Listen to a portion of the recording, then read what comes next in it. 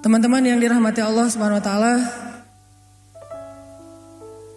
kita mungkin pernah dengar cerita suatu hari Nabi lagi boncengan sama seorang anak kecil.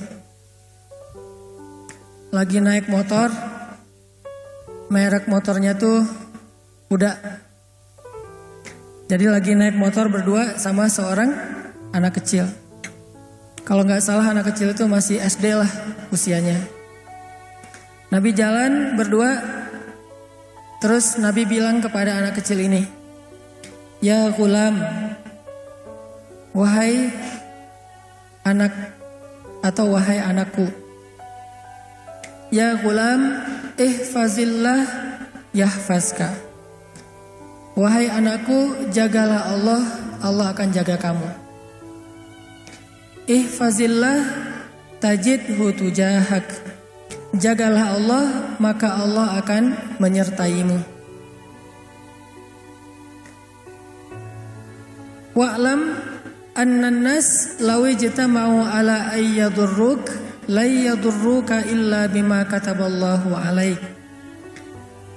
Ketahuilah, manusia itu kalau berkumpul pengen nyusahin kamu, mereka gak bisa nyusahin kamu kecuali dengan seizin Allah atas kamu.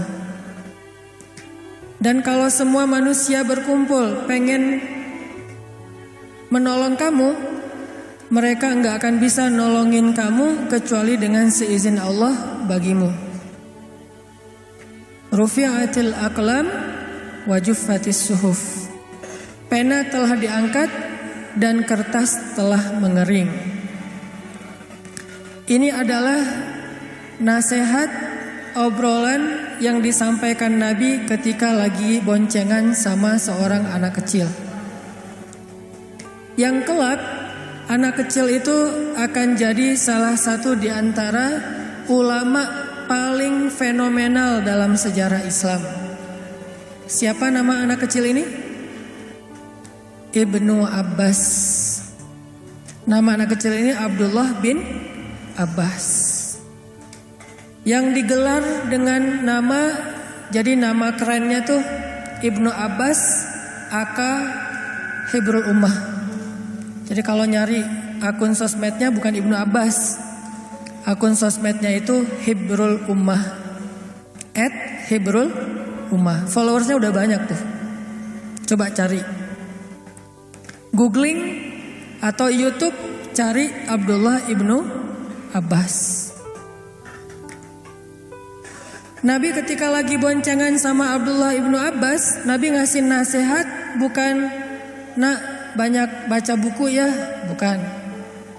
"Nak, misalnya jangan sakitin orang tua ya," bukan. "Nak, rajin kerja ya biar kamu sukses," bukan. "Nak, ini dan seterusnya," enggak. Nasihatnya cuma satu hal, jaga Allah, Allah akan jaga kamu. Jadi bisa dibilang Nabi itu nggak ngasih nasihat panjang, nasihatnya itu sedikit, pendek tuh, singkat. Tapi nasihat yang singkat ini kalau kita mau menjabarkan bisa berjilid-jilid buku. Nasihat yang merangkum semua kebaikan. Kita pengen apa aja, ini intinya nih. Pengen sekolahnya berprestasi, ini intinya. Pengen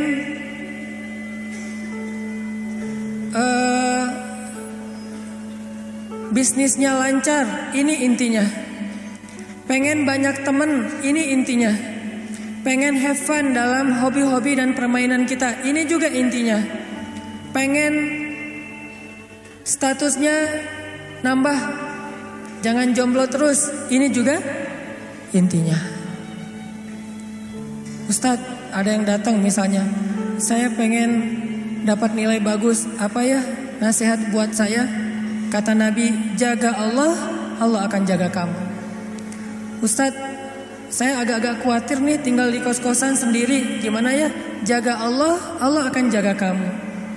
"Ustadz, gimana ya cara menghadapi teman yang kayaknya baper banget?" "Jaga Allah, Allah akan jaga kamu." "Ustadz, gimana caranya biar gak ditolak?" Karena saya udah sering ditolak, belum pernah diputusin. Ya gimana diputusin ya? Diterima juga belum. Itu saya banget tuh. Saya alhamdulillah belum pernah diputusin. Kecuali sekali doang. Karena diterima juga enggak, kayak Julaibib. Gimana caranya? Jaga Allah, Allah akan jaga kamu. Jaga perasaan Allah, Allah akan jaga perasaan kita. Jaga kedekatan dengan Allah, Allah akan jaga kedekatan dengan kita.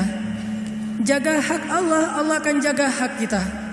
Jaga panggilan Allah, Allah akan jaga panggilan kita. Ihfazillah yahfazka. Jaga Allah, Allah akan jaga kamu. Dan inilah kunci kebahagiaan dalam hidup kita, teman-teman. Inilah kunci sukses dalam semua masalah kita. Inilah kunci pertolongan dalam semua kesusahan kita. Jaga Allah, Allah akan jaga kita. Itu aja kalimat ininya. Kalau perlu jadi status, jadi hashtag, jaga Allah, jaga kita.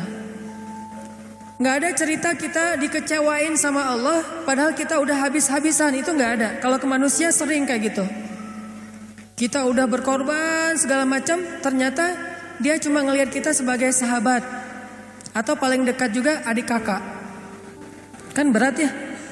Kita udah kegeeran nih. Udah habis-habisan. Pokoknya udah sacrifice habis-habisan. Udah give effortnya seluar biasa banget. Berharap suatu saat hatinya terbuka buat kita. Pas ditembak. Jadi gimana nih? Apanya gimana? Kan kita udah lama jalan berdua. Jalan bareng ya. Udah lama nih. Padahal baru sebulan. Kenapa berasa lama? Karena udah habis-habisan kan? Berasa kayak udah seluruh hidup kita tuh udah kita korbanin buat dia. Kan kita udah lama jalan bareng. Kira-kira gimana? Kamu mau serius atau enggak? Serius dong kata dia. Kita udah wah Masya Allah serius. Maksudnya mau nikah? Kita jadi adik kakak aja ya. Seriusnya ternyata serius jadi adik kakak. Jadi sobatan doang. Coba. Kecewa gak sih sama orang kayak gitu? Langsung unfollow, langsung di-block ya. Langsung left group kalau dalam satu grup. Itu ke manusia bisa banget tuh kayak gitu. Kita udah bantu dia, kita udah nolongin dia, kita udah temenin dia.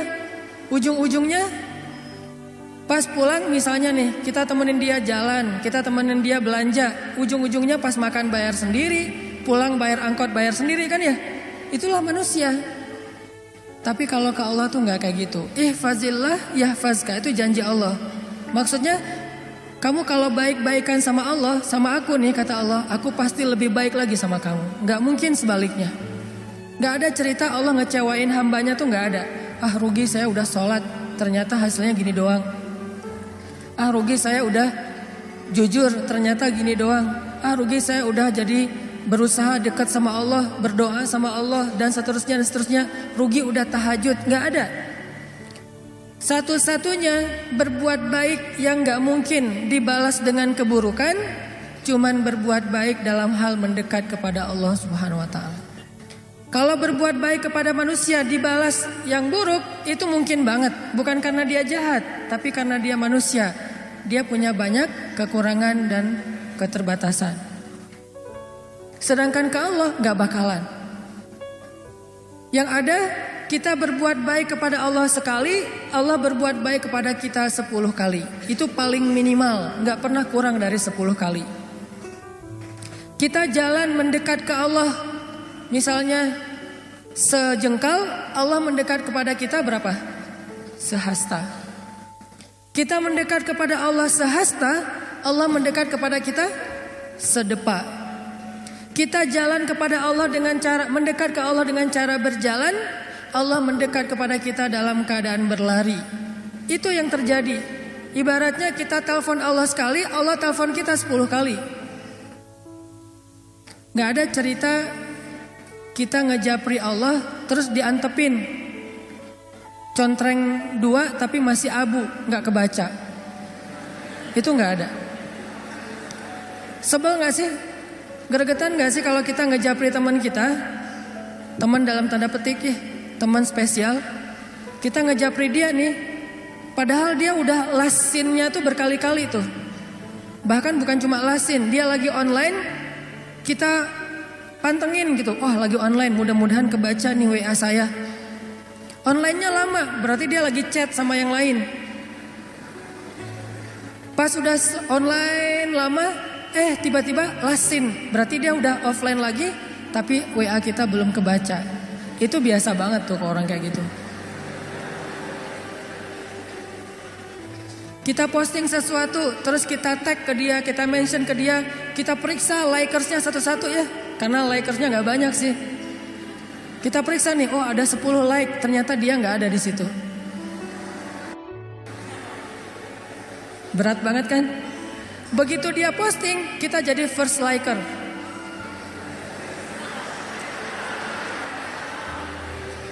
Kalau dia posting, kita langsung jadi yang pertama view, yang pertama nge-like. Seolah-olah hidup kita tuh nggak ada kerjaan lain kecuali mantengin kegiatan dia. WA-nya, Instagram-nya, Facebook-nya, Twitter-nya, pokoknya kita aktif banget. Tapi tidak ada respon dari dia. Biasa dibilang bertepuk sebelah tangan. Itu paling menggenaskan menurut saya. Itu baper banget. Apakah kita pernah kayak gitu sama Allah? Gak bakalan. Yang ada sebaliknya, kita berbuat sesuatu yang mengecewakan Allah, Allah tetap aja buat baik buat kita, tetap aja mendekat kepada kita, tetap aja tiap malam Allah datang manggil kita. Bayangin, setiap malam tuh Allah miss call kita loh, tapi kita reject. Allah yang miss call kita. Kita nggak pernah miss call Allah. Karena setiap kali kita telepon Allah pasti diangkat. Setiap kali kita nge-WA Allah pasti Allah langsung typing, bukan cuma read. Daripada read tapi nggak dibalas juga kan sama aja sakitnya dengan nggak di-read ya. Ini begitu read biru langsung typing, langsung dibalas sama Allah. Wa idza sa'alaka ibadi anni fa inni qarib. Kalau hambaku bertanya kepadamu tentang aku, maka katakanlah sesungguhnya aku sangat dekat. Arti sangat dekat, gak ada cerita sinyalnya lost sinyal. Gak ada cerita lagi offline, jadi cuma centrang satu. Gak ada cerita lagi sibuk sehingga pas kita telepon dialihkan ke voice call misalnya. Atau voice message. Ketika kita hubungi Allah, Allah nge-reject, itu gak ada. Inni qarib, ditambah lagi ujibu da'watad da'i idza da'an.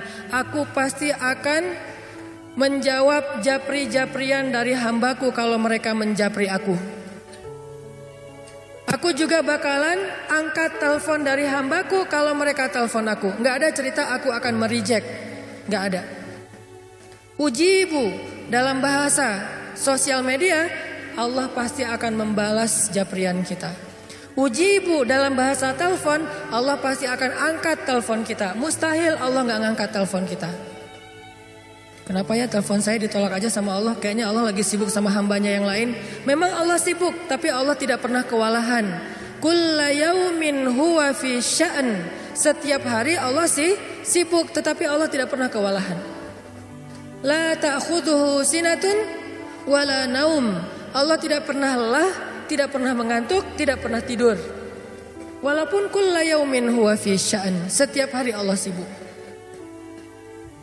Yang terjadi justru teman-teman, Allah nelpon kita, Allah manggil kita, Allah nge-miss call kita, tapi kita yang mereject.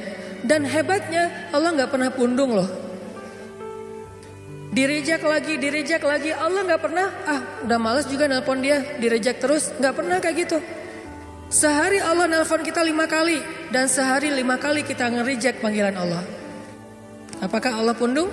Besok dipanggil lagi, lusa dipanggil lagi. Dan bukan cuma di-reject, kita nge-reject panggilan Allah kadang-kadang sambil ngegerutu gitu. Duh, azan lagi, Kalau bahasa telepon, kok nelpon terus sih, udah di-reject, masih nelpon aja.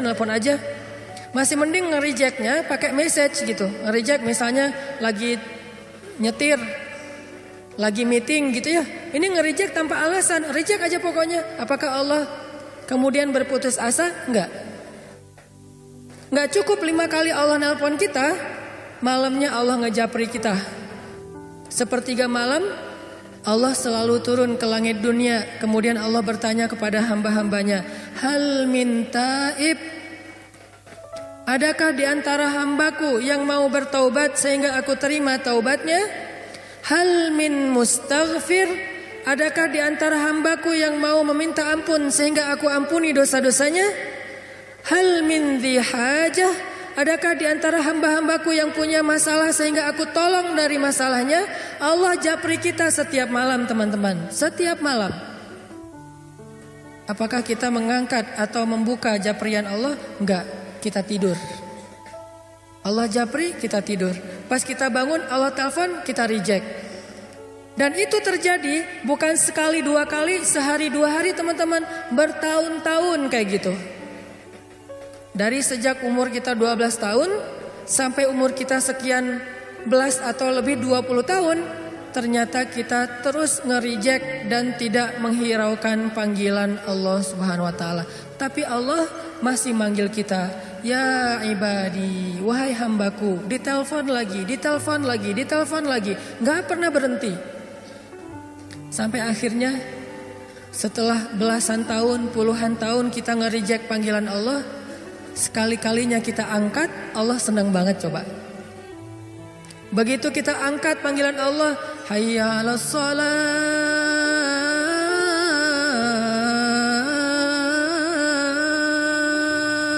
kita berwudu nih, kita datang ke masjid. Begitu kita datang ke masjid, seolah-olah Allah menyambut kita di pintu masjid. Saking sayangnya Allah kepada kedatangan kita, saking senangnya Allah kita angkat teleponnya, sampai Allah cerita-cerita kepada yang lain. Kalau bahasa kita, telepon gua diangkat loh, gitu coba. Padahal kan Allah gak butuh kita kan ya. Kalau kita butuh kepada seseorang terus kita kayak gitu, wajar. Telepon gua diangkat loh sama dia. WA gua dibaca loh. Dia lagi typing loh. Dia lagi ngebales. Kenapa kita cerita ke teman kita? Karena kita merasa butuh kepada orang itu keren, orang itu luar biasa, dan kita merasa bangga kalau dibalas japriannya oleh orang tersebut. Tapi Allah gak butuh kita teman-teman, sama sekali gak butuh. Seandainya semua makhluk berkumpul lalu taat beribadah kepada Allah Subhanahu wa taala, semua itu tidak menambah kebesaran Allah walaupun setetes air dari ujung jarum yang dicelupkan ke dalam laut. Gak nambah sama sekali. Karena Allah tidak akan bertambah kehebatannya gara-gara ketaatan kita. Gak bertambah. Artinya ketaatan kita tuh gak ngaruh. Kayak kita naruh garam di dalam laut, gak makin asin. Kita naruh gula di dalam laut, gak berubah menjadi manis. Gak ngaruh sama sekali. Jadi Allah gak butuh kita. Atau sebaliknya, semua manusia dan jin berkumpul terus serentak bikin dosa di hadapan Allah, itu juga tidak akan mengurangi kebesaran Allah walaupun sebesar setetes air dari ujung jarum yang dicelupkan ke dalam laut. Gak ngurangin sama sekali. Allah itu ghaniyun 'anil alamin, gak butuh kepada hambanya, gak butuh sama sekali. Tapi kenapa ekspresi Allah itu kayak orang butuh banget? Disitulah rahmatnya Allah Subhanahu wa taala. Saking Allah penyayang sama kita, ekspresi Allah seolah-olah kayak orang butuh. Coba, saking sayangnya. Mana ekspresi Allah? Tuh hadis-hadis tentang gimana Allah rindu kepada orang yang bertaubat, Allah cinta kepada orang yang minta ampun, Allah menyambut kedatangan orang yang kembali seperti keluarga yang menyambut keluarganya yang datang dari perjalanan yang sangat jauh. Sampai Nabi menggambarkan gembira atau ekspresi Allah itu excited banget kalau hambanya bertaubat. Nabi menganalogikan gimana teman-teman? Kayak seorang laki-laki yang lagi musafir nih. Dia naik onta di tengah padang pasir. Di ontanya itu dia taruh bekal, ada makanan, ada air, ada segala macam, ada baju hangat. Naik onta nih, jalan ke tengah padang pasir. Di tengah padang pasir lagi istirahat, gak sengaja ketiduran, ontanya hilang. Pergi aja tuh onta. Begitu dia sadar, dia udah nggak memiliki kendaraan lagi. Ontanya udah pergi, terus bekal-bekalnya dibawa sama onta. Tinggallah dia sebatang kara di tengah padang pasir, nggak tahu harus kemana. Dia lari-lari kayak Siti Hajar, mondar-mandir nyari, ontanya nggak nemu.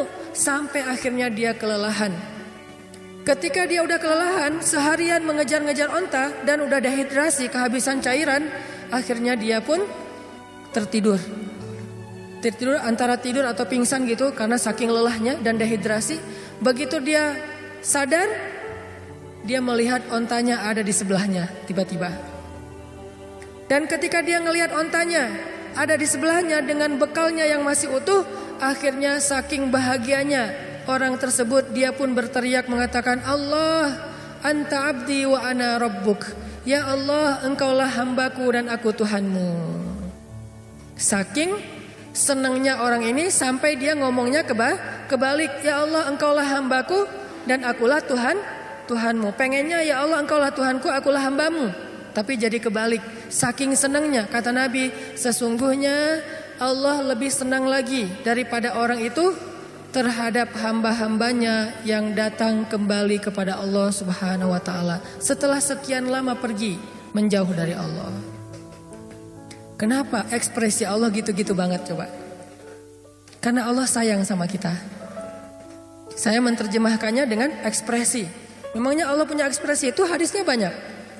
Allah tersenyum dengan istighfar hambanya. Memangnya Allah tersenyum? Ya, cuman laisa kamitslihi syai'. Jangan membayangkan senyumnya Allah itu kayak kita, tapi Allah tersenyum. Jelas hadisnya. Hadis bab apa? Bab dalam doa safar. Makanya kalau kita baca hadis itu jangan cuma satu angle, lihat angle-angle yang lain. Banyak banget hadis. Yang dihafal Imam Bukhari aja ada 300.000 hadis. Dan yang kita baca dari dulu hadisnya innamal a'malu binniyat.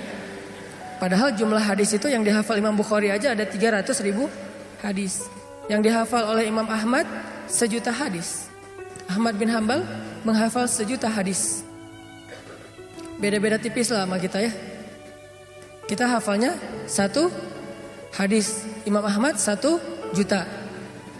Beda 0 doang.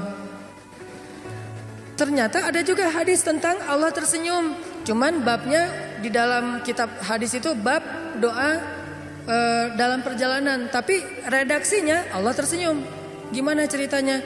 Ali itu pernah lagi naik mobil. Mereknya Onta. Ali naik mobil nih. Ketika dia naik ke atas mobil, dia baca bismillah. Ketika sudah duduk dengan nyaman, udah pakai sabuk pengaman. Kalau bahasa hadisnya istawa, sudah nyaman berarti udah mantap nih, udah pakai sabuk pengaman, baca doa safar. Subhanallazi sakhkhara lana hadza dan seterusnya. Setelah kendaraannya mulai jalan dikit, dia baca doa istighfar. Ya Allah, saya menzalimi diri saya sendiri. Tapi tidak ada yang bisa mengampuni dosa saya selain Engkau ya Allah. Maka ampunilah saya. Zalamtu nafsi fa innahu la yaghfirudz dzunuba illa anta. Faghfirli warhamni innaka antal ghafurur rahim. Ya Allah, saya tuh banyak dosa. Ini lagi dalam perjalanan nih. Bismillahirrahmanirrahim. Subhanalladzi sakhkhara lana hadza. Terus, ya Allah, saya itu hamba yang banyak dosa ya Allah. Tapi gak ada yang bisa mengampuni dosa sebanyak itu selain Engkau. Maka ampunilah saya ya Allah. Sayangilah saya. Engkaulah yang maha pengampun lagi maha penyayang. Setelah Ali baca doa ini, Ali tersenyum.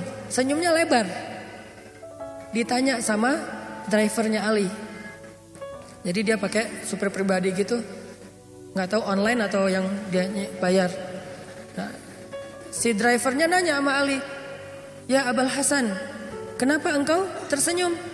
Kata Ali, dulu saya pernah menanyakan hal yang sama ketika saya lagi nyetirin Nabi Muhammad SAW. Lagi jadi drivernya Nabi. Waktu itu Nabi naik ke atas kendaraannya, baca bismillah, baca doa safar, kemudian membaca kalimat istighfar yang sama dengan apa yang Ali baca. Setelah itu Nabi tersenyum. Saya pun bertanya, ya Rasulullah, kenapa Rasul tersenyum? Maka Nabi menjawab, aku tersenyum karena Allah tersenyum. Kenapa Allah tersenyum? Allah sayang, cinta, senang, excited banget dengan istighfar hambanya. Itu yang terjadi. Kita sering nge-reject Allah, kita sering ngelewatin WA atau japrian Allah, yang lain kita baca, yang Allah gak dibaca. Buku yang lain khatam, komik khatam, buku khatam, sosmed kita baca semua postingan-postingan yang udah muncul, bahkan yang lagi ngehit, yang lagi jadi trending topik apa kita khatam terus. Tapi Al-Quran gak pernah khatam. Bahkan kalau kita sholat ayatnya itu aja langganan banget, Al-Fatihah, Al-Ikhlas, Al-Fatihah, Al-Ikhlas. Surat-surat lain jarang dibaca. Apakah Allah marah sama kita? Enggak. Allah justru menunggu terus sampai kita datang. Yang terjadi teman-teman, Allah enggak pernah nge-reject panggilan kita, kita yang nge-reject panggilan Allah Subhanahu wa taala. Hayya 'alas shalah. Kita sibuk kerja. Hayya 'alas shalah.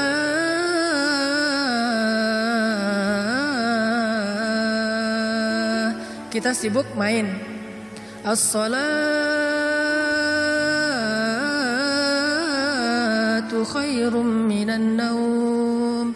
Kita sibuk tidur. Apakah besok Allah udah gak usah azan lagi dah, udah cukup, gak akan didengar juga? Enggak, azan terus aja berkumandang. Ternyata yang pundung itu bukan Allah, muazinnya. Malas azan di sini juga gak ada yang datang.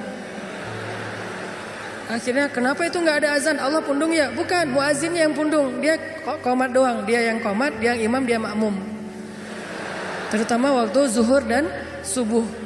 Ini yang paling sepi nih, zuhur sama subuh. Zuhur alasannya sibuk kerja, subuh sibuk istirahat. Kalau waktu yang paling favorit itu maghrib lah ya. Masih lumayan kalau maghrib, apalagi anak-anak kecil dari datang ke surau, ke musola.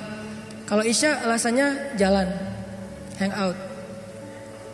Artinya Allah gak pernah pundung sama kita teman-teman. Sehingga kata Nabi, ihfazillah yahfazka. Jagalah Allah, Allah pasti jaga kamu. Gak mungkin gak dijaga. Pertanyaannya adalah gimana cara kita menjaga Allah, supaya Allah menjaga kita.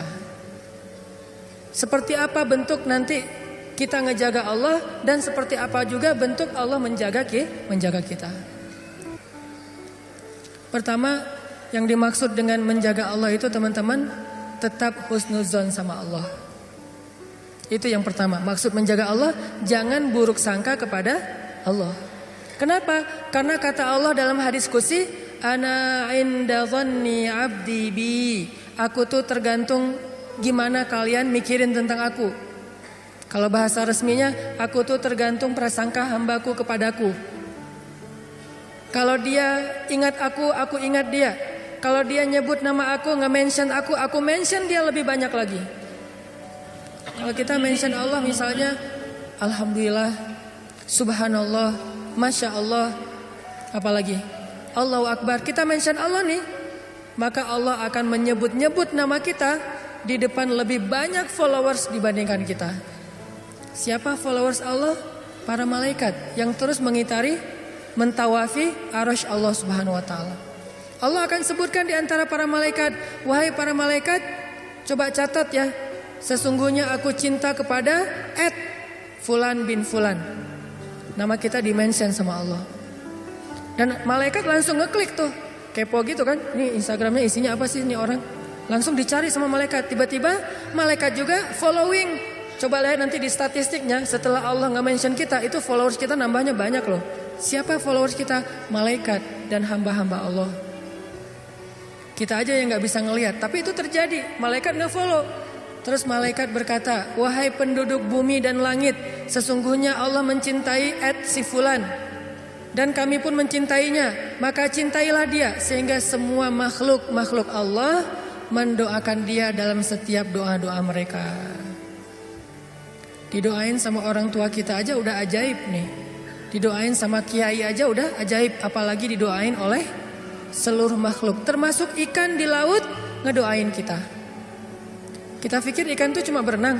Ikan itu selain berenang kerjaannya bertasbih kepada Allah. Cuman tasbih mereka nggak kayak kita. Kalau tasbih kita kan subhanallah. Sholat kita kan ruku dan sujud. Sholat dan tasbih mereka kita tidak mengerti, tetapi mereka melakukannya setiap hari. Malah gak pernah masbuk. Gak ada cerita ikan masbuk dalam sholat tuh gak ada. Kalau kita sering masbuk, kayak gitu aja doa kita masih diijabah. Apalagi makhluk Allah yang lain yang gak pernah masbuk, gak pernah berbuat dosa. Tapi itu yang ikan hiu makan orang, itu bukan perbuatan dosa. Emang fitrahnya kayak gitu. Emang kita dosa makan ayam? Kita makan ikan digoreng dosa? Dosa emang gak tega sama ikan kok digoreng hidup-hidup gitu kan ya. Karena emang kayak gitu sunnatullah. Jadi itu bukan disebut sebagai dosa. Harimau mah banyak dosa, mending gak usah didoain sama harimau. Hiu apalagi. Kayak teman-teman yang senang ke Batu Karas atau ke Cimaja.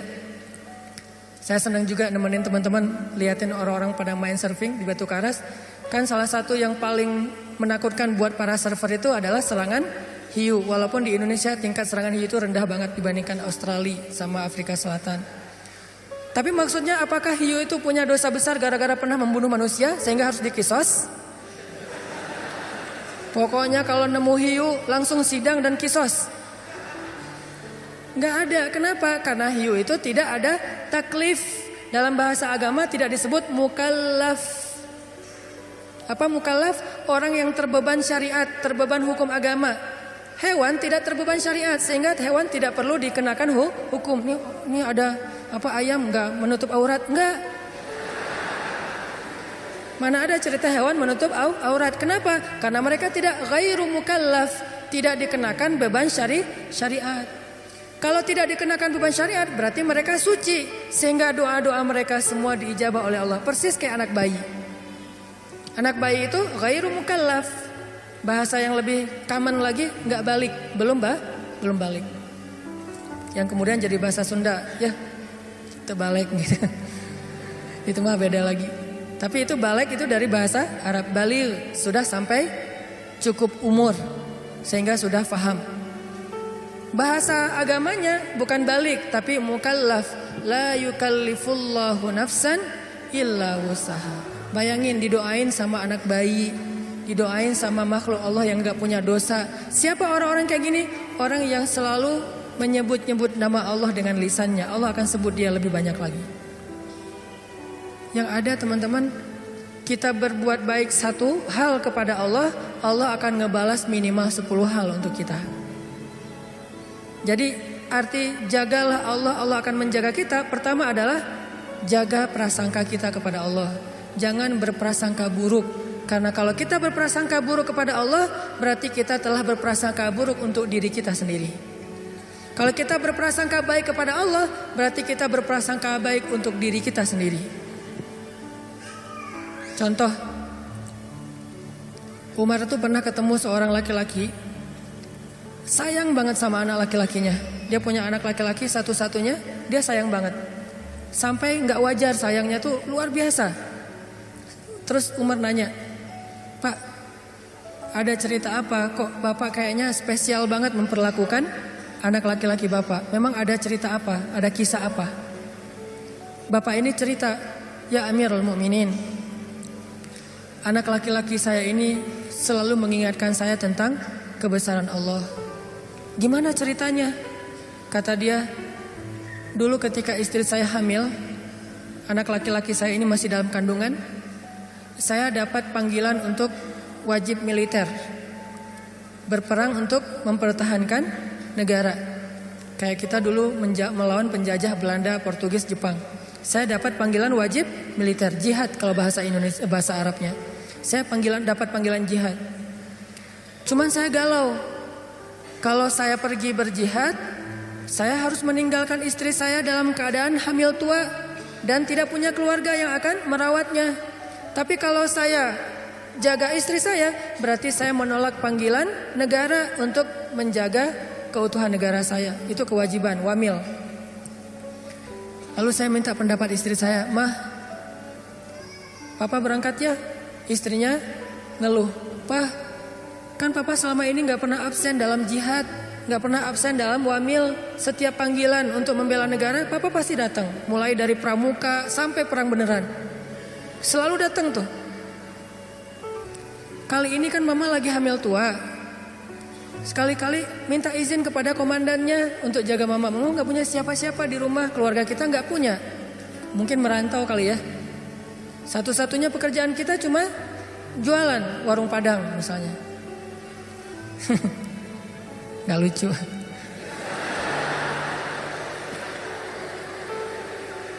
Akhirnya suaminya istikharah. Ternyata istikharah itu nggak bisa sekali teman-teman. Kalau pengen muncul sebuah kemantapan hati, istikharah itu harus berkali-kali. Istikharah pertama belum jelas. Duh, galau mau milih yang mana di antara dua calon. Istikharah pertama masih kabur nih, dua-duanya nggak ada mantap di hati. Istikharah kedua, ketiga terus aja nggak mantap. Kenapa ya? Oh ternyata dua-duanya udah nikah, jadi emang nggak mantap. Salah istikharahnya nih. Istikharah. Setelah istikharah sekian lama, akhirnya mantap. Dia harus berangkat meninggalkan istrinya. Dia bilang ke istrinya, "Mah, sepertinya papa harus berangkat." Istrinya nangis-nangis. Sebelum berangkat, dia pegang perut istrinya. Dia berdoa, "Ya Allah, saya titipkan bayi saya di dalam kandungan istri saya ini kepada Engkau. Engkau sebaik-baik penjaga." Dengan mantap dia, di hatinya tuh yakin banget, "Ya Allah, saya titipkan bayi saya ini kepadamu, Engkau sebaik-baik penjaga." Mantap di hatinya, berangkat. Gak lama setelah dia berangkat, dia dengar kabar istrinya meninggal dunia. Sebelum sempat melahirkan, meninggal dunia. Dikuburkan, dia pun pulang, minta izin dari komandannya pulang dan mencari kuburan istrinya. Ketika dia datang ke kuburan istrinya, dia ngelihat kuburan istrinya itu ngeluarin asap. Ini cerita dalam kisah-kisah tentang Umar bin Khattab. Banyak banget cerita tentang Umar. Kuburan istrinya itu ngeluarin asap, kayak orang lagi di azab kubur gitu. Akhirnya dia nanya kepada tetangga, "Apakah istri saya berzina ketika saya tinggalkan?" Kata orang-orang, "Tidak, kami tahu istrimu itu perempuan yang sangat menjaga kehormatan." "Oh alhamdulillah." "Atau apakah istri saya berhutang dan belum membayar hutang secara zalim?" Kata tetangga, "Tidak, kalaupun ada sudah kami ikhlaskan." "Oh alhamdulillah." "Apakah istri saya pernah syirik ketika saya tinggalkan?" Kata tetangga, "Tidak, dia perempuan yang sangat solehah, perempuan yang sangat menjaga hubungannya dengan Allah. Enggak mungkin dia melakukan kemusyrikan." Akhirnya suaminya penasaran, kalau dia tidak punya dosa-dosa besar, terus kenapa kuburannya keluar asap? Seolah-olah dia lagi disiksa di dalam kubur. Karena penasaran, kepo, akhirnya kuburnya di stalking. Digali maksudnya. Kuburannya digali, pengen tahu apa yang terjadi di dalam.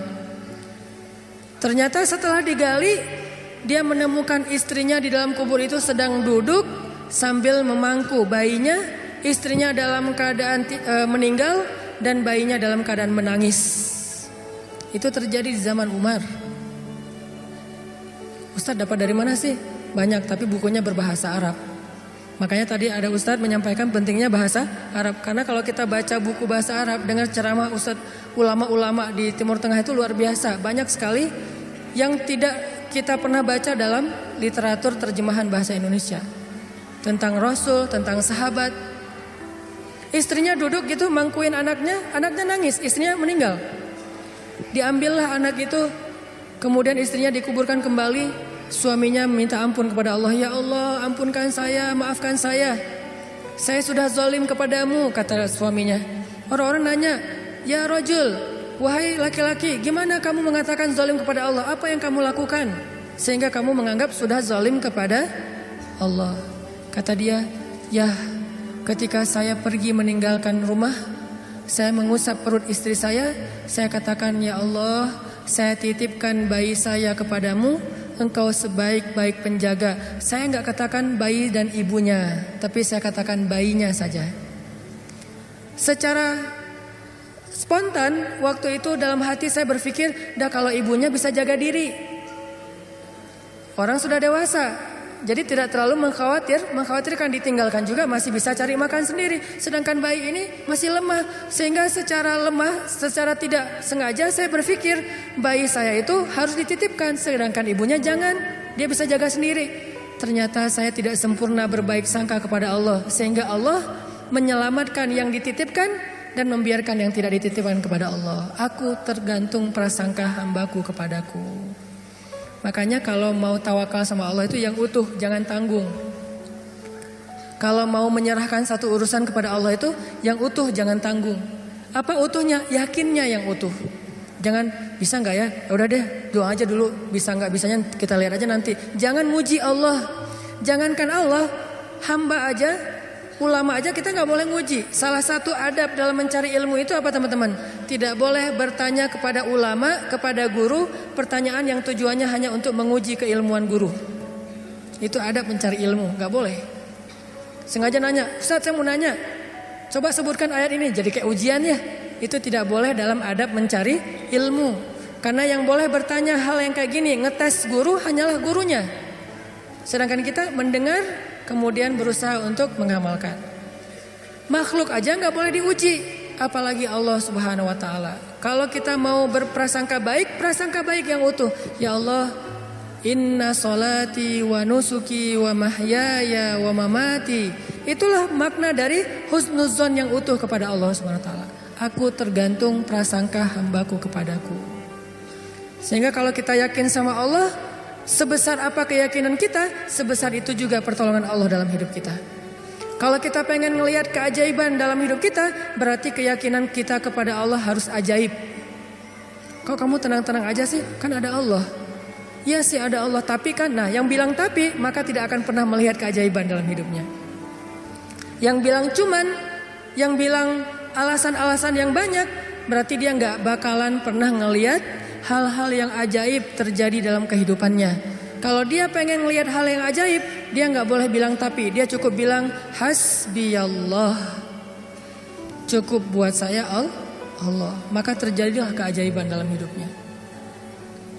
Kok nggak ada kejadian keajaiban dalam hidup dia? Padahal dia udah sering bilang hasbiyallah. Kita nggak tahu, dia tahu. Kita nggak ngerasa, dia yang ngerasa. Ada teman kita nih lagi diuji dengan ujian yang sangat berat, sakitnya parah, tapi lisannya selalu berzikir hasbiyallah, hasbiyallah, Allah syafi, wa idza maridtu fahuwa yashfin. Dia terus memuji Allah. Kita yang ngedengar bertanya, dia tuh udah sering berzikir loh, kok sakitnya belum sembuh-sembuh juga? Suka gitu kan? Dia itu udah sering berzikir loh, kok hutangnya belum lunas-lunas juga? Dia itu udah sering berzikir loh, kok masih jomblo juga? Ada yang ngerasa kayak gitu? Karena kita gak ngerasa apa yang dia rasa setelah berzikir. Ternyata kadang Allah menolong seseorang itu bukan dengan mencabut masalahnya. Yang lebih hebat lagi, Allah menolong seseorang dalam masalah dengan cara menguatkan hatinya dalam menghadapi masalah.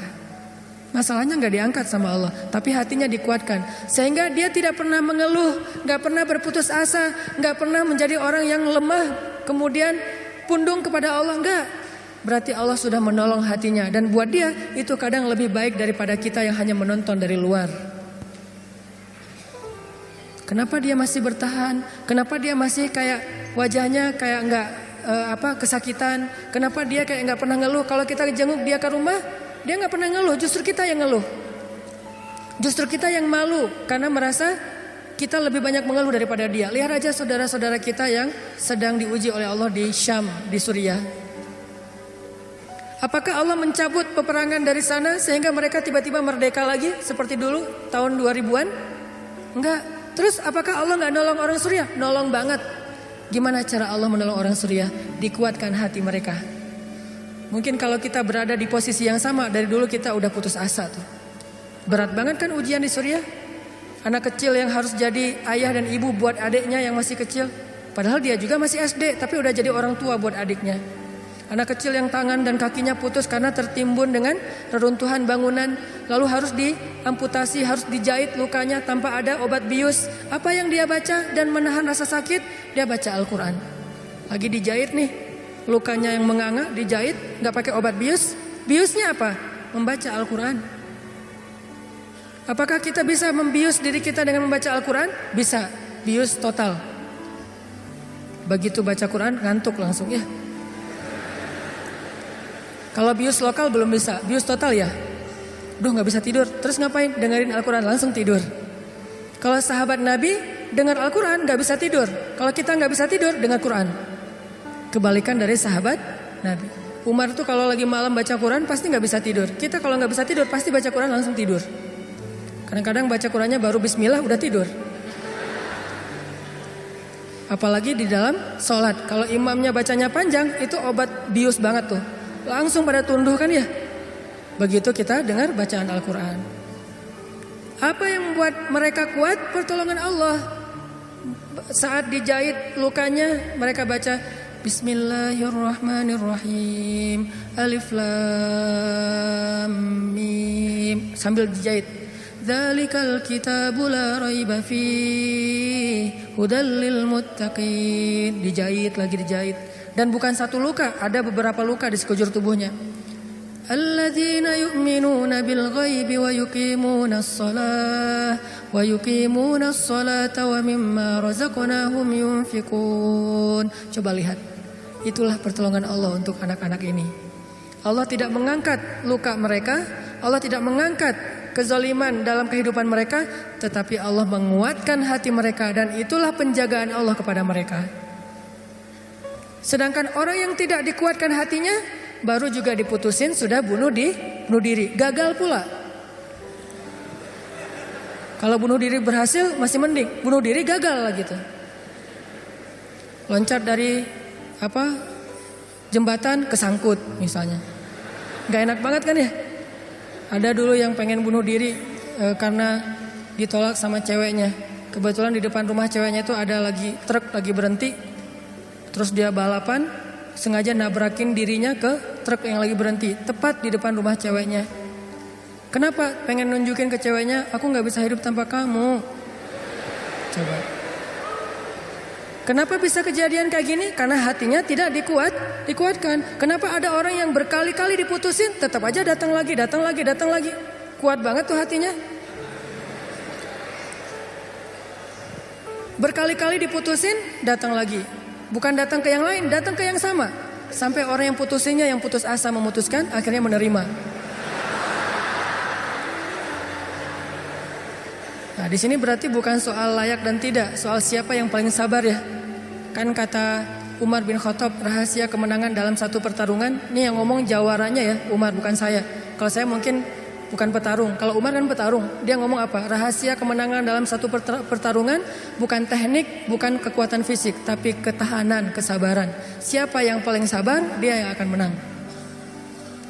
Siapa yang paling sabar sampai ronde 10, maka dialah yang menang. Begitu juga dalam kehidupan, siapa yang paling kuat, dialah yang akan sukses, yang paling sabar. Ternyata kadang Allah menolong kita bukan dengan cara buat hidup kita gak ada masalah. Justru kadang masalah itu kuliah buat kita. Masalah itu nyantri buat kita. Masalah itu kursus buat kita, biar kita mengerti kebaikan. Mengerti artinya menjadi orang yang tangguh. Tapi Allah kuatkan hati kita, sehingga kita berbaik sangka. Ihfazillah yahfazka. Jaga Allah, Allah jaga kamu. Berbaik sangka kepada Allah.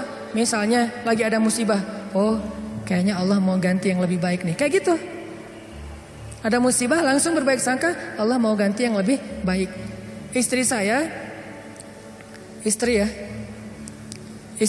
tuh salah satunya, dan beliau aktivis mengurus pasien-pasien kanker yang kurang mampu di Bandung. Jadi kita punya namanya rumah teduh, menampung ada sekitar 6 rumah, menampung lebih dari 70 pasien, termasuk ada yang dari Garut, dari Tasik, dari pelosok-pelosok. Bahkan ada yang dari Garut bagian selatan yang kemarin sempat kita anterin, udah meninggal pakai ambulan. Dari Bandung ke rumahnya itu 12 jam. Karena pertama udah sampai di jalan raya harus digotong, gak bisa naik mobil ke atas, ke bukit gitu. Gotongnya aja sejam. Kalau pakai motor nggak mungkin kan, bawa tandu kan, pakai motor nggak mungkin ya. Tapi kalau teman-teman anak-anak motor kayaknya bisa nih ngetrik ya, bawa. Kalau kita nggak bisa, akhirnya ditandu sejam naik ke atas tuh. Nah, kemarin ada kejadian di salah satu rumah teduh untuk nampung pasien-pasien yang kurang mampu bersama keluarga mereka. Ada satu pasien nyamar. Dia pura-pura sakit, terus tinggal di situ sehari. Tiba-tiba malam hari dia hilang. Semua HP keluarga pasien diambil, dibawa lari. Mencuri HP pasien kanker kurang mampu. Coba kurang apa dosanya tuh? Mencuri HP, nyopet HP orang di mall masih mending, dosa lah ya. Tapi nggak dosa segede itu ya, nggak berlipat-lipat. Ini dosanya apa? Mencopet, mengambil HP pasien, keluarga pasien kanker kurang mampu. Yang di HP itu satu-satunya alat untuk komunikasi, ngurus pengobatannya. Kita nelpon mereka juga di situ, nelpon dokter lewat HP itu, diambil sama dia. Hilang sekitar 5 HP, 5 pasien. Langsung kita coba snapgram di sosial media. Dalam hitungan jam Allah ganti HP yang lebih bagus, jumlahnya 2 kali lipat. Itu juga kita stop. Kalau enggak mungkin 10 kali lipat jumlahnya. Bisa jualan HP itu. Kita taruh Instastory, kita butuh HP nih. Ada 5 pasien kita yang kehilangan HP dalam satu musibah. Mudah-mudahan Allah ganti yang lebih baik. Ternyata langsung pada ngejapri, saya ganti. Bukan HP bekas, HP baru yang harganya mungkin lebih mahal berkali-kali lipat dari yang hilang. Dan jumlahnya berkali lipat dari yang hilang. Hilang 5, yang udah terkumpul dalam hitungan 1 jam 10. Itu langsung kita stop. Kalau enggak bisa 100 tuh. Lumayan kan, bisa buka lapak lagi tuh. Nah ternyata benar kalau kita berprasangka baik ke Allah. Akhirnya mereka pas dikasih HP yang baru bingung. Pak, ini gimana cara memakainya nih? Karena HP yang mereka selama ini kan yang HP hitam putih yang agak gede yang bisa ngelemparin maling ya. Sekarang HP-nya slim, warna, bisa selfie. Mudah-mudahan sih gak sibuk selfie ya. Nah alhamdulillah dikasih yang lebih baik. Coba berprasangka aja sama Allah. Dan itu mudah banget bagi Allah. Saya juga pernah hilang HP. Malam-malam mau ada acara tahajud bareng. Bangun tidur karena udah telat bangunnya. Acara tahajud jam 2, saya bangun di rumah jam 2. Kan telat banget tuh berangkat ke tempat masjidnya setengah jam paling cepat. Akhirnya karena panik saya ambil HP jatuh. Pas jatuhnya itu bagian layarnya langsung pecah, gak bisa lagi dipakai digit. Wah HP saya hilang, langsung doa Allahumma ajurni fi musibati wa akhluf li khairam minha. Ya Allah beri saya pahala dalam musibah saya, beri saya ganti yang lebih baik darinya. Waktu itu HP saya HP harga 2 juta. Paginya jam 10 pagi Allah ganti dengan Samsung Note 5 yang waktu itu harganya masih 10 juta. Coba langsung cash langsung dikasih sama Allah. Gimana caranya? Allah yang punya cara. Dan kita nggak harus tahu caranya karena ayatnya juga wa yarzuqhu min haitsu la yahtasib. Dari jalan yang Allah yang kalian tuh nggak pernah duga. Prasangka baik sama Allah. Ditolak, oh berarti akan diberikan yang lebih baik dari ini. Ditolak lagi, oh berarti lebih baik lagi. Cari lagi yang lebih baik, ditolak lagi. Makanya nyari yang terbaik. Begitu ditolak, Allah berarti akan menggantikan yang lebih baik dari dia. Itu ada cewek, Masya Allah, berhijab, hafal Al-Quran, juz 30. Lancar. Ini kayaknya tipe saya banget nih. Jadi saya gak perlu repot-repot ngajarin Al-Quran ke anak saya. Udah ada mamanya. Ini kayaknya cewek yang setia, keibuan. Kayaknya dia gak senang keluar, lebih senang di rumah. Pas banget dengan tipe kita misalnya. Ternyata pas datang ditolak. Maaf saya udah tunangan. Lagi-lagi kayak gitu ya. Gak survei dulu sih, langsung datang aja. Karena gak ada surveinya, datang ditolak. Oh mudah-mudahan dikasih yang tadi juz 30. Karena ditolak dikasih yang 30 juz. Tapi sekarang masih juz 30 juga bertahap. Pas sudah nikah nanti dia hafal Quran jadi 30 juz. Bisa kayak gitu, bisa banget. Kerjaan, ada satu kerjaan yang kita gak berhasil, satu usaha nih. Lagi mulai usaha kecil, modal 1 juta usaha. Ternyata ada yang gak jujur, kita ketipu, gagal. Jangan langsung berburuk sangka ke Allah, apa maunya lagi Allah nih. Saya kan melakukan usaha ini gara-gara saya meninggalkan riba. Masa saya meninggalkan riba tapi malah makin sulit? Kayaknya Allah gak rela ya, saya mau hijrah. Ya udah deh saya balik lagi, malah saya juga sama Allah. Kayak gitu kan? Berarti kita sudah berburuk sangka kepada diri kita sendiri. Harusnya, oh Allah gak mau ngasih saya rezeki yang receh kayak gini nih. Makanya dibikin ini ada masalah dikit, dikasih rezeki yang lebih besar. Usaha lagi. Dari mana? Kan udah habis modalnya. Bukankah Allah maha kaya? Bukankah Allah alam yajidka yatiman fa'awa wa wajadaka dhallan fahada wa wajadaka ailan fa'aghna, tinggal kita yakin aja dan berbaik sangka kepada Allah. Makin yakin dan makin berbaik sangka, makin Allah nunjukin hal-hal yang ajaib dalam hidup kita. Saya sering cerita, pasti teman-teman mungkin sebagian pernah dengar di YouTube. Gimana saya ngebuktiin kebesaran Allah dengan sedikit mengambil resiko gambling, yaitu berangkat ke luar negeri gak punya modal sama sekali, gak bawa duit 1 rupiah pun gak bawa, berangkat ke luar negeri. Terus apa keyakinan saya baik sangka kepada Allahnya? Saya cuma berbaik sangka waktu itu Allah di Indonesia sama Allah di Mesir itu sama. Beda gak Allah di Indonesia dengan di Mesir? Sama kan ya?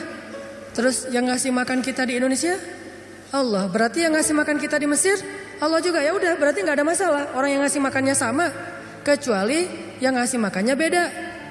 Di Indonesia yang ngasih makan ayah, berarti di Mesir harus cari ayah mertua.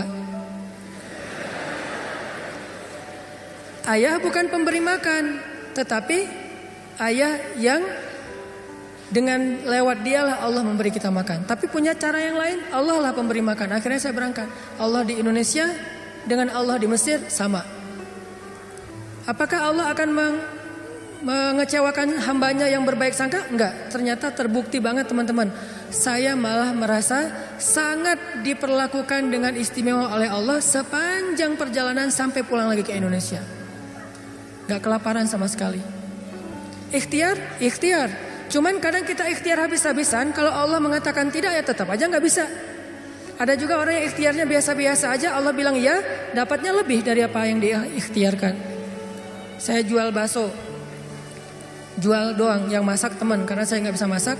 Saya bilang ke teman, lo masakin bakso, nanti biar gue yang jual.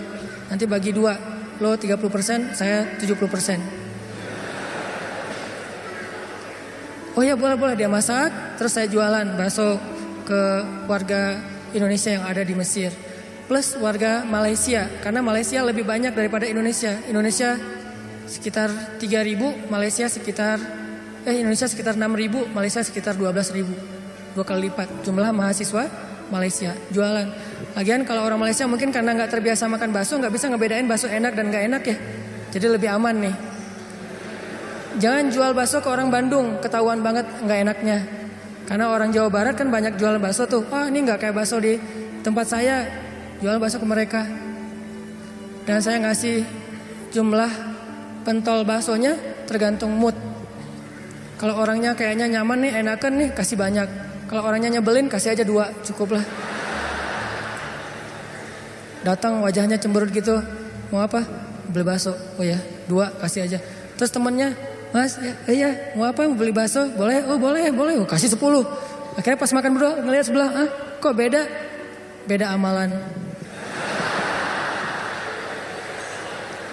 Rugi kah? Nggak rugi, untung juga gede. Bakso, catering, jual dolar keliling.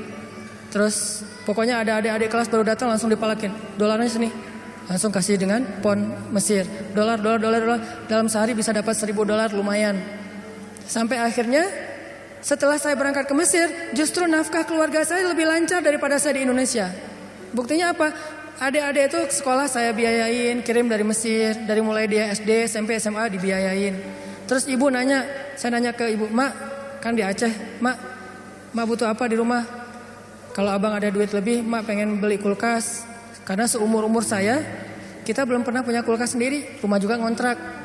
Kalau Ramadan itu ngambil es dari rumah tetangga. Nah ini mau Ramadan nih, pengen punya kulkas sendiri. Oh boleh Mak, berapa aja lah. Yang 5 juta juga gak apa-apa kata Mak. Kemahalan. Akhirnya saya kirim 1,5 juta beli kulkas yang 1 pintu, yang kecil. Bahagia. Mak butuh apa lagi? Ya ini adik-adik baju lebaran belum dibeli, kirim baju lebaran. Mak butuh apa lagi? Ini uang kontrakan bulan ini belum bayar, kirim. Ternyata benar, kalau kita berbaik sangka ke Allah sekali, Allah akan ngebalasnya minimal 10 kali. Sampai menikah di sana, punya anak di sana, pulang ke Indonesia. Saya sering gambling dengan cara berbaik sangka kepada Allah. Tapi jangan gambling sesuatu yang Allah gak janjikan ya. Saya berbaik sangka ke Allah, berdiri aja di rel kereta, pasti gak akan ditabrak lah. Allah gak pernah bilang siapa yang berdiri di rel kereta akan aku tolong dan tidak akan ditabrak. Gak ada janji Allah kayak gitu. Ada gitu ayatnya? Coba gambling ke yang ada ayatnya. Siapa yang bertakwa pasti akan aku kasih jalan keluar. Siapa yang bersabar pasti aku berikan pertolongan. Siapa yang sholat pasti aku akan membantu dia. Yang Allah udah janjiin, maka gamblinglah dengan hal itu. Ambillah resiko dengan janji-janji itu. Tapi kalau Allah gak ngejanjiin apa-apa, jangan ambil resiko. Karena Allah juga gak punya perjanjian. Siapa yang loncat dari tower pasti akan selamat. Gak ada ayatnya, gak ada hadisnya. Siapa yang minum racun gak apa-apa, karena dia minum racunnya ikhlas. Gak ada minum racun ikhlas. Ini teman-teman, berbaik sangka kepada Allah, maka kita gak bakalan kecewa. Ada masalah apa aja, balikin lagi ke Allah. Oh, ini kayaknya Allah pengen ngasih kebaikan. Yang baik-baik aja yang dipikirin tentang Allah. Begitu sekali kita berburuk sangka ke Allah, sekali itu kita telah memberikan kesempatan buat diri kita untuk celaka atau mendapatkan kerugian. Aku tergantung prasangka hambaku kepadaku. Makanya cerita yang paling populer yang kita baca di Al-Quran itu ketika Nabi hijrah ke Madinah. Apakah perjalanan hijrah Nabi mudah? Enggak. Jadi kalau kita ngerasa perjalanan hijrah kita itu enggak mudah, berarti kita juga ngerasain apa yang dirasakan Nabi Muhammad SAW. Bukan kita doang yang susah dalam hijrah. Nabi juga susah, padahal Nabi lebih dekat ke Allah daripada kita. Yang mudah itu siapa? Umar. Itu hijrah yang paling mudah. Sebelum hijrah, posting dulu. Besok mau hijrah, hari ini posting. Captionnya apa? Wahai orang-orang Quraisy, ketahuilah bahwa saya besok bakalan hijrah. Siapa yang pengen istrinya jadi janda, anaknya jadi yatim, tunggu saya di balik bukit itu. Langsung share location, bukit yang mana. Umar tuh yang posting dulu. Gak ada yang berani nge-like coba. Sepi aja tuh postingan Umar yang paling sepi itu. Gak ada yang berani nge-like, gak ada yang berani komen. Diem aja, anteng. Besoknya Umar hijrah. Ada gak yang berani nungguin Umar di luar kota? Gak ada. Yang berani mencegat Umar? Gak ada. Karena mencegat Umar sama aja dengan bunuh diri. Ada dua orang yang gak berani dicegat di Quraisy tuh, Umar sama Hamzah. Sedangkan Rasul dan Abu Bakar orang yang dianggap lemah. Walaupun sebetulnya Nabi kuat, cuman gak pernah bertarung, gak pernah mukul orang sehingga gak ditakuti. Kalau adu kekuatan pasti Nabi itu paling kuat, cuma kan gak pernah mukulin orang, sehingga dianggap ini mah orang gak menakutkan. Kalau Umar kan sering mukul orang. Bukan sering, hobi itu. Sebelum hijrah, hobi mukul orang. Sama kayak Nabi Musa, hobi Noel orang, Noel aja mati. Lu apaan sih? Mati. Karena orang Kipti kan ditoel sama Nabi Musa, belum diapa-apain, baru ditakol dikit lah, udah mati. Ini Umar. Paling gampang hijrah itu Umar, sedangkan Nabi sendiri yang lebih soleh daripada Umar, susah hijrahnya. Harus sembunyi-sembunyi, harus diam-diam. Harus ngambil arah yang berlawanan dari kota Madinah. Kota Madinah ke sebelah sini, Nabi malah perginya ke sebelah sini. Bukan mendekat, malah menjauh dari Madinah. Terus masuk ke dalam sebuah lubang, bukan goa, lubang. Lubang kecil namanya di atas Jabal Sur, sehingga disebut dengan Gua Sur. Sembunyi berdua sama Abu Bakar di situ nyumput. Ketahuan juga tuh takdir Allah. Kenapa Allah nggak buat orang-orang menjauh biar Abu Bakar dengan Rasulullah itu enak di dalam tempat itu, nggak ada yang ganggu. Sengaja Allah bikin skenarionya kayak gitu. Untuk apa? Untuk tunjukkan bahwa Allah Maha Kuasa. Buat orang yang beriman itu nggak ngaruh. Mau kayak gimana juga sulitnya nggak ngaruh. Yang penting Allah ridho. Itu aja yang penting. Yang penting Allah bersama kita. Cuma itu yang penting. Sehingga akhirnya ketika orang-orang berada tepat di mulut gua, itu jarak Nabi sama musuhnya itu cuma hitungan jengkal loh. Setengah lutut mereka, setengah kaki mereka itu udah kelihatan sama Nabi kayak gini nih. Tepat di depan Nabi. Sampai Abu Bakar berbisik ke Rasulullah, "Ya Rasulullah, kalau mereka ngelihat ke bawah, pasti mereka akan menemukan kita. Gimana nih? Abu Bakar yang khawatir. Abu Bakar yang takut, bukan takut dan khawatir terhadap keselamatan dirinya, tapi khawatir terhadap keselamatan kekasihnya Rasulullah SAW. Saking sayangnya Abu Bakar kepada Rasul. Ya Rasulullah gimana nih? Apa kata Rasulullah? Ya Abu Bakar. Lembut Nabi ngomongnya. Ya Abu Bakar, ma dhannuka bisnain? Allahu salisuhuma. Ya Abu Bakar, kenapa kamu mikir kita berdua doang? Bukankah Allah yang ketiga? Jadi kalau kita berasa sendiri, kenapa kita berpikir kita sendiri? Bukankah Allah yang kedua? Kalau kita merasa sedikit, kenapa kita berpikir sedikit? Bukankah Allah itu punya banyak pasukan yang diturunkan dalam perang Badar, perang Ahzab dan yang lainnya? Ma dhannuka bitsnain Allahu salisuhuma. Kenapa kamu mikir cuma berdua padahal Allah yang ketiga? La tahzan innallaha ma'ana. Jangan khawatir ya Abu Bakar, Allah bersama kita. Setelah Rasulullah ngomong kayak gitu, apa yang terjadi? Apakah musuh kemudian menemukan mereka? Tidak. Gimana cara Allah memalingkan mereka? Allah palingkan hati dan pikiran musuh. Gak kepikiran ngelihat ke bawah, gak pengen juga ngelihat ke bawah. Ini cara Allah nih. Kalau ada berita bahwa di situ ada laba-laba, ada merpati bikin sarang, itu masih kontroversi di antara ulama. Ada ulama mengatakan itu benar, ada ulama mengatakan itu dhaif. Allahu alam. Tapi yang pasti Allah memalingkan mata, pikiran dan hati musuh dari melihat ke arah Rasul dan Abu Bakar. Itulah pertolongan Allah. Bukan ketemu terus tarung, musuh kalah. Gak usah serepot itu. Allah gak mau juga ngerepotin hambanya. Allah cuma pengen nunjukin kebesarannya aja. Dibuat musuh datang sampai sedekat mungkin, ukurannya cuma beberapa sentimeter. Tapi dalam kedekatan yang luar biasa itu, Allah tunjukin mereka tidak bisa ngapa-ngapain. Dipalingkan aja wajahnya. Ngelihat ke semua sisi dilihat, tapi ke bawah enggak. Kan gak masuk akal kan? Kenapa bisa kayak gitu? Inilah kebesaran Allah. Padahal harusnya ngelihat ke semua sisi, termasuk lihat ke bawah, ada orang gak di dalam lubang-lubang itu. Gak kepikiran sama sekali. Apakah satu orang musuh? Ada puluhan musuh.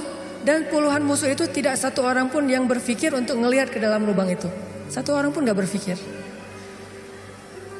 Begitulah cara Allah menolong kita. Allah bisa buat semua hati sayang kepada kita, sehingga Allah angkat derajat kita. Allah mengangkat derajat seseorang, merendahkan yang lain. Tiba-tiba semuanya jadi simpatik sama kita, respect sama kita. Mudah banget buat Allah. Dan kita melihat itu dalam banyak kejadian dalam kehidupan kita. Ada orang yang tiba-tiba muncul, ada orang yang tiba-tiba tenggelam. Dan itu cara Allah. Ada yang orang tiba-tiba Allah buat dia terkenal, tiba-tiba orang dihindarkan dari semua orang, tinggal sendiri. Itu sangat mudah buat Allah. Makanya berbaik sangkalah kepada Allah dalam semua urusan. Sehingga ketika kita berbaik sangka kepada Allah, Allah akan memperlakukan kita seperti apa yang kita persangkakan. Jaga Allah, Allah jaga kita. Itu satu. Hari ini dua aja nih. Gimana maksud jaga Allah sehingga Allah jaga kita? Satu, berbaik sangka. Kedua, arti jaga Allah, Allah jaga kita ada di Al-Baqarah. Fadhkuruni azkurkum. Ingatlah Allah ketika kita senang, nanti Allah ingat kita ketika kita susah. Itu ayatnya. Walaupun terjemahannya nggak sejelas itu. Terjemahannya ingat aku ingat kamu. Tapi tafsirnya maksudnya ingat aku ketika kamu lagi senang, ketika kamu lagi lapang, ketika kamu merasa nggak butuh. Nanti aku akan ingat kamu ketika kamu lagi susah, lagi sempit, lagi butuh. Fadhkuruni adzkurkum. Jangan cuma ingat Allah pas kita butuh. Sehingga nanti Allah baru akan ingat kita di kebutuhan berikutnya. Karena Allah membalas perbuatan kita, bukan langsung waktu itu. Jadi kalau kita mau ditolong ketika susah, jadilah orang yang selalu mengingat Allah ketika kita senang. Lagi gak ada masalah nih, tetap ingat Allah. Gimana ingat Allah ketika kita lagi senang? Bersyukur. Ketika dapat nikmat, alhamdulillah ini nikmat dari Allah. Diingat Allahnya tuh dimention terus, di tag terus. Sehingga ketika nanti kita kekurangan, Allah akan bilang, itu hambaku lagi kekurangan, aku bantu deh. Karena ketika aku kasih dia nikmat, dia ingat aku. Begitu dia punya masalah, aku akan ingat dia. Apa contohnya? Contohnya ada seorang laki-laki, ini cerita Nabi nih, hadis, tapi hadisnya dalam bentuk cerita. Ada seorang laki-laki lagi musafir di zaman sebelum zaman Nabi, mungkin di zaman Nabi Isa atau zaman Nabi sebelumnya, tidak disebutkan. Yang jelas umat terdahulu, Bani Israel. Ada seorang laki-laki lagi jalan, di tengah jalan dia ngelihat ada segumpal awan yang bentuknya aneh. Awan ini awan yang sangat gelap, warnanya abu pekat, benar-benar mau hujan deras, tapi ukurannya nggak besar, ukurannya seukuran satu petak sawah doang gitu. Dia perhatiin nih awan kok aneh, yang lain cerah, tiba-tiba ada satu awan kayak gitu. Gak lama dia memperhatikan, terdengar suara dari langit berbicara kepada awan, dan dia dengar suara itu. Apa kata-kata dari langit? Ya ghamam, iski mazra'ata fulan bin fulan. Wahai awan, turunkanlah hujanmu ke sawah fulan bin fulan. Fulan bin fulan ini disebutkan namanya. Wahai awan, turunkanlah airmu ke sawahnya fulan bin fulan. Setelah suara ini berbunyi, awan itu pun berarak, dibawa oleh angin. Berarak, laki-laki ini memperhatikan dan ngikutin. Kan tadi dia penasaran kan, dia kepoin mau kemana nih awan, ikutin tuh awan. Terus setelah sekian lama dia ikutin, awan itu pun berhenti di atas sebuah petak sawah, di antara banyak petak sawah. Jadi ada persawahan, awan itu berhenti di salah satu petak sawah. Tiba-tiba turun hujan lokal. Cuman di petak sawah itu aja, yang lain tetap kering, yang itu basah. Ini di tengah musim kemarau, ada awan yang turun hujannya cuma di satu petak sawah. Diperhatiin, aneh juga nih hujan lokalnya. Sampai akhirnya awannya hilang, hujannya reda. Setelah itu muncul seorang laki-laki dari petani yang datang ke sawah itu berteriak Allahu Akbar, Allahu Akbar. Alhamdulillah, Alhamdulillah. Kemudian laki-laki musafir ini pun mendekat. Dia tanya, Pak, ini sawah punya siapa? Kata laki-laki itu, punya saya, alhamdulillah Allah kasih air. Terus laki-laki ini bertanya, Bapak namanya siapa? Dia sebutkan namanya seperti nama yang didengar tadi di langit. Berilah air ke dalam sawah Fulan bin Fulan. Nama saya Fulan bin Fulan. Masya Allah, ternyata orang inilah yang dimention dari langit tadi tuh kepada awan. Terus musafir ini bertanya, Pak, dia cerita kejadiannya. Tadi saya ngelihat awan, mendengar suara dari langit, lalu awan itu mengundurkan hujan hanya di petak sawah Bapak. Apa yang Bapak lakukan sehingga Allah mengistimewakan Bapak? Kenapa Allah memberikan air hanya ke sawah Bapak sementara yang lain tetap gersang? Apa yang Bapak lakukan? Kata laki-laki ini, kalau saya habis panen, dapat nikmat nih, panen raya. Kalau saya lagi panen, saya selalu membagi harta saya menjadi 3 bagian. 1 bagian saya berikan kepada fakir miskin sebagai bentuk syukur. Ingat Allah berarti. 1 bagian lagi saya berikan kepada keluarga saya sebagai kewajiban, nafkah. Dan 1 bagian lagi saya jadikan sebagai modal untuk membeli benih-benih berikutnya. Diputar lagi tuh uang. Ternyata Allah ridho dengan apa yang dia lakukan. Dialah orang yang ketika senang ingat Allah, gak lupa sama Allah. Sehingga ketika dia susah, musim kemarau, musim kering, gak ada hujan, Allah ingat dia. Begitulah Nabi berkisah tentang laki-laki ini.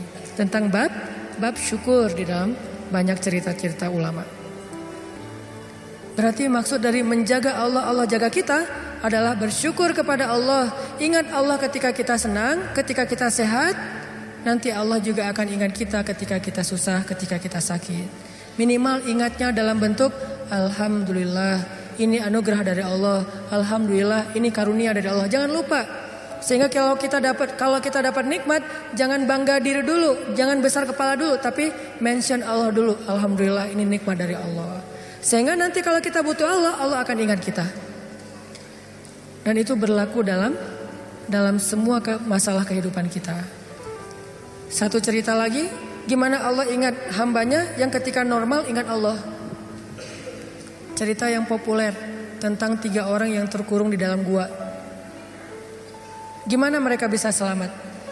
Lagi jalan touring, tiba-tiba badai, masuk ke dalam gua berlindung. Karena badai akhirnya terkurunglah di dalam gua. Lagi touring tuh. Bahkan mungkin motornya ketinggalan di luar. Karena tadi pas buru-buru ya masuk ke dalam gua, motornya ditaruh di luar, terus mereka longsor. Gimana 3 orang ini bisa selamat dari kurungan gua? Dengan berdoa, ya Allah dulu saya kayak gini. 1, berbakti kepada ibu. 2, tidak menzolimi pekerja. Yang 3, meninggalkan zina gara-gara takut kepada Allah. Artinya dulu pernah berbuat baik ketika dalam keadaan normal, beramal solih. Nanti ketika mereka susah, amal soleh mereka dulu itulah yang akan menjadi wasilah Allah menolong mereka. Jadi jangan beramal soleh, rajin sholat, rajin ke masjid, rajin tilawah pas lagi ada masalah doang. Justru pas lagi normal kayak gini nih, kelihatan ikhlasnya. Kalau lagi ada masalah kan ada maunya tuh, bukan ikhlas ya. Walaupun Allah menghargai, tetap itu kebaikan, gak akan disia-siakan. Cuman mau lebih keren, jangan pas lagi ada masalah doang. Pas lagi normal, kayak lagi gak merasa butuh sama Allah, tetap rajin ke masjid, tetap sholat tepat waktu, tetap mengingat Allah, tetap membaca Al-Quran, tetap membantu orang lain, tetap berbakti kepada orang tua. Sehingga kalau kita ingat Allah ketika kita lagi normal, lagi susah, lagi suka, lagi lapang, nanti Allah Subhanahu wa Ta'ala akan mengingat kita ketika kita lagi susah dan lagi sempit. Itulah yang terjadi dalam banyak kisah-kisah yang diceritakan oleh Nabi. Mudah-mudahan ini bisa jadi booster buat kita teman-teman. Kesimpulannya satu-satunya berbuat baik atau habis-habisan yang gak bakalan dikecewain itu adalah habis-habisan kepada Allah. PDKT yang gak bakalan kecewa itu PDKT-nya kepada Allah. Telepon yang gak bakalan di-reject itu telepon Allah. Japri yang gak bakalan diantepin, japri ke Allah. Satu-satunya. Kalau yang lain bisa aja kita dicuekin. Kenapa? Mungkin dia sibuk, mungkin dia lupa, mungkin. Tapi kalau Allah enggak. Kedua, maka dari itu coba kita jaga hubungan kita dengan Allah. Siapa yang menjaga Allah, Allah jaga dia. Satu, arti menjaga Allah adalah berbaik sangka kepada Allah. Allah juga akan berbaik sangka kepada dia. Dua, ingat Allah ketika kita senang, nanti Allah akan ingat kita ketika kita susah. Ketiga, sebagai penutup, arti berbaik sangka kepada Allah. Allah berbaik sangka kepada jaga Allah, Allah jaga kita. Sedikit lagi ini penting. Ridholah dengan nikmat yang sedikit, maka Allah akan ridho dengan amal yang sedikit. Memangnya amal kita banyak. Man radhiya bil qalil, kata Nabi, radhiyallahu bi qalilim min amalih. Siapa yang ridho dengan nikmat Allah yang sedikit, menurut dia sedikit, maka nanti Allah juga akan ridho dengan amalnya yang sedikit. Salat kita yang pas-pasan, ibadah kita yang pas-pasan, tilawah kita yang pas-pasan, Allah ridho. Kenapa Allah ridho? Padahal cuma pas-pasan, karena kita juga ridho dengan nikmat Allah di dalam kehidupan kita yang kadang menurut kita sedikit, padahal sesungguhnya banyak. Mudah-mudahan ini jadi penyemangat buat kita untuk terus mendekat kepada Allah Subhanahu Wa Taala. Jangan kecewain Allah, maka Allah gak bakalan ngecewain kita. Kenyataannya sering kita ngecewain Allah, Allah juga belum ngecewain kita. Tapi Allah punya batasan. Kalau kita terus-terusan kayak gitu, nanti akan datang janji Allah membalas suatu keburukan sesuai dengan perbuatan yang buruk itu. Nauzubillahi min dzalik. Barakallahu li wa lakum. Wassalamualaikum warahmatullahi wabarakatuh.